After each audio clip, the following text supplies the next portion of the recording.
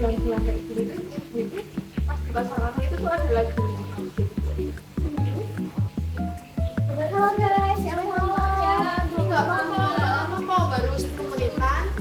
kayak maaf banget ya aku terlambat saat tadi habis ke repot. Kalian udah guys sampai mana aja nih tugas kita? Belum bahas sampai topik sama apa di mana juga yang akhirnya istirahat.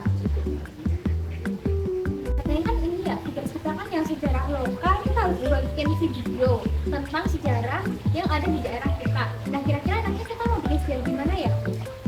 Nanti kita bahas sejarah yang ada di Sleman aja. Kebetulan kan kita kemarin udah spill dikit ya di grup itu. Betul. Ngomong-ngomong emang ada apa sih di Sleman? Tapi kayaknya kalian bahasnya agresi militer Belanda 2. Iya betul. Sleman. Ya, emang ada apa sih di Sleman? Kenapa harus Sleman? Kenapa nggak di tempat lain aja? Nah, kenapa di Sleman? Karena orang luar Jawa tuh kayaknya belum banyak yang tahu nggak sih kalau di Sleman itu punya peran besar di dalam peristiwa agresi militer Belanda kedua yang terjadi di Yogyakarta pada tahun 1948 hingga 1949. Monumen Laga Renjondani. Monumen ini berlokasi di Jalan Balagan Tentara Pelajar, Dusun Renjondani, Kecamatan Ngaglik, Sleman, Daerah Istimewa Yogyakarta.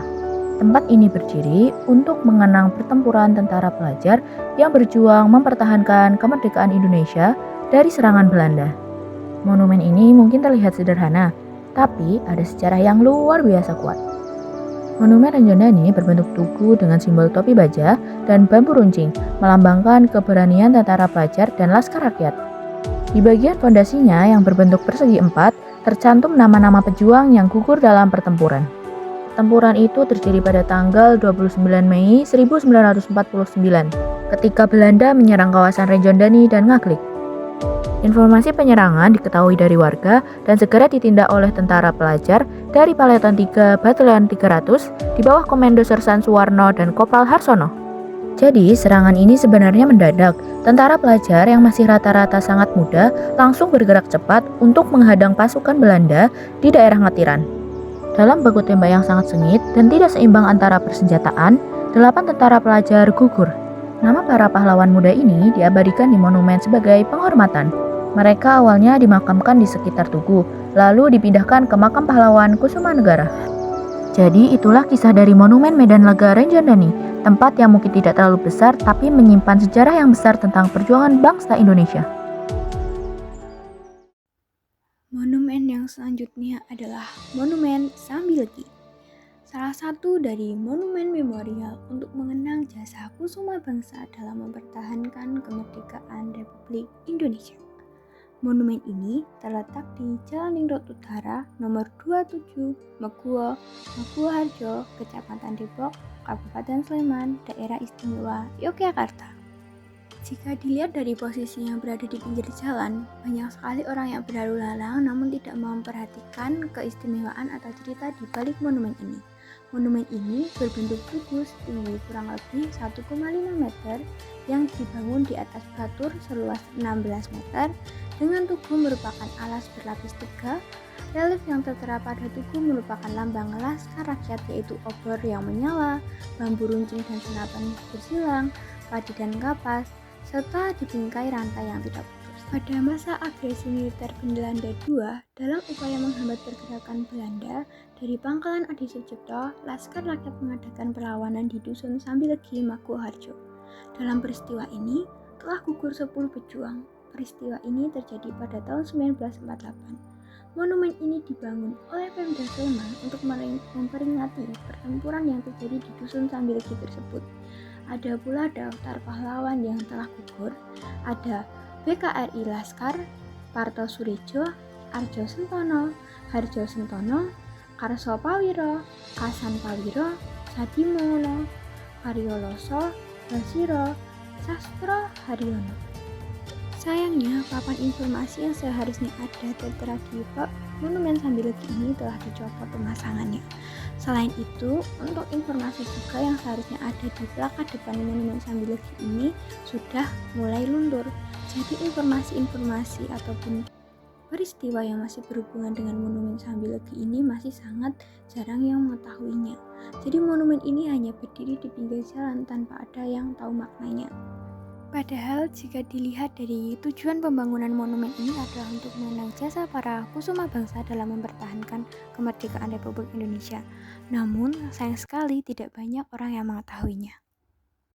Agresi militer Belanda II pada tanggal 19 Desember 1948 membuat Angkatan Muda Berbah AMB dan Pemerintah Militer Kecamatan Tegal Tirto PMKT mengadakan penyerbuan pada Belanda di Dusun Sanggrahan Tegal Tirto Berbah Sleman Yogyakarta. Sehingga meletuslah pertempuran AMB dan PMKT adalah pasukan yang solid karena dilatih oleh kadet militer Akademi NA dari Kota Baru yang disebar ke desa-desa. Dalam hal ini AMB dipimpin oleh Subagio. Karena Dusun Kerikilan dan Sanggrahan dipandang oleh Belanda sangat rawan sebab dekat dengan pangkalan udara di Sucipto, maka selalu diadakan patroli. Bahkan Belanda bermaksud membumi hanguskan desa tersebut. Namun perlawanan tetap dilanjutkan oleh pejuang kita, walaupun kebutuhan persenjataan serta logistik lainnya masih kurang. Setelah Belanda pergi dari Yogyakarta, jumlah total korban yang meninggal mencapai 50 orang, dan jumlah rumah yang terbakar mencapai 100. Kopral Samio merupakan salah satu korban yang tewas tertembak, tepat di mana patung kini berdiri. Maka untuk menghargai jasanya, dibangunlah tugu peringatan sebagai bentuk penghargaan. Sedangkan rekannya yang bernama R. Murti Hadi berhasil selamat walaupun tertembak. Bahkan R. Murti Hadi sebelum wafat pada tahun 2013 seringkali menjadi saksi sejarah bagi para generasi muda yang ingin tahu bagaimana perjuangan rakyat Berbah dalam mempertahankan wilayahnya dari agresi militer Belanda II. Sayangnya, pembuatan tugu yang berada di tengah jalan justru mempersulit masyarakat untuk mengenal lebih dekat siapa itu Kopral Samio. Patung tugu Kopral Samio terdapat beberapa vandalisme, maka oleh karena itu ditutup kain putih supaya tidak terjadi vandalisme secara berlebihan. Di Dusun Pelataran, Selomartani Kalasan, Sleman, berdiri sebuah monumen yang menyimpan kisah perjuangan para taruna muda Akademi Militer. Monumen Perjuangan Taruna Pelataran menjadi saksi bisu pertempuran pada 24 Februari tahun 1949 ketika para taruna dan perwira muda bertahan menghadapi serangan pasukan Belanda pasca agresi militer II. Ketika Yogyakarta berada di bawah tekanan, para pejuang mundur ke wilayah pinggiran termasuk Sleman. Disinilah para taruna militer akademi bersatu dengan masyarakat setempat dengan tujuan mempertahankan kemerdekaan. Pertempuran tersebut berlangsung sekitar 3 jam.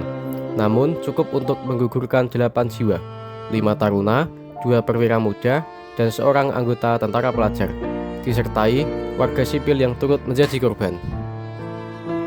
Salah satu kisah yang paling menyayat hati adalah gugurnya Letnan Abdul Jalil. Ia tertembak ketika senjatanya masih terkunci, dan buku hariannya ditemukan Belanda serta dijadikan sumber intelijen. Malam 22 Februari, serangan udara dari Bogem Kalasan kembali menambah korban dari pihak taruna dan perwira. Dan ketika pasukan Belanda melakukan pembersihan, Letnan Husein tertangkap dan diperlakukan dengan sangat kejam hingga tewas. Monumen Perjuangan Taruna Pelataran dibangun pada 1976 dan diresmikan pada 24 Februari 1977 sebagai penghormatan. Terdapat 2 bangunan joglo yang berdampingan menjadi simbol bulan Februari saat peristiwa penting itu dikenang. Sementara itu, terdapat 24 anak tangga menuju pelataran utama yang melambangkan tanggal terjadinya pertempuran yang mengubah dusun tersebut. Selanjutnya, di bagian puncak monumen menjulang patung Garuda yang menggambarkan semangat keberanian dan juga kemerdekaan bangsa. Lalu terdapat 8 patung taruna berdiri tegap seolah tengah memanjatkan doa dan penghormatan bagi rekan mereka yang gugur pada masa perjuangan. Jauh dari bangunan utama terdapat prasasti yang menjelaskan bahwa monumen perjuangan taruna yang dibangun oleh alumni agresi militer bersama para perwira senior sebagai bentuk penghormatan bagi taruna dan perwira yang gugur. Hingga kini, monumen pelataran tidak hanya berdiri sebagai bangunan peringatan, tetapi juga menjadi ruang edukasi, sejarah, dan juga ziarah. Tiap tahun, Akademi Militer mengadakan upacara mengenang taruna yang gugur, sementara Dinas Kebudayaan DIY menggelar pertunjukan dan diskusi yang menghidupkan kembali kisah pertempuran pelataran. Melalui kegiatan tersebut, nilai perjuangan dan patriotisme diharapkan dapat terus diwariskan kepada generasi muda, sehingga kisah tentang keberanian para taruna tidak pernah hilang dari ingatan masyarakat. Kami belajar bahwa kemerdekaan tidak datang tanpa harga. Kami merasakan langkah-langkah yang dulu membela tanah ini. Ini sini hanya untuk melihat monumen saja. Kami mendengar suara perjuangannya.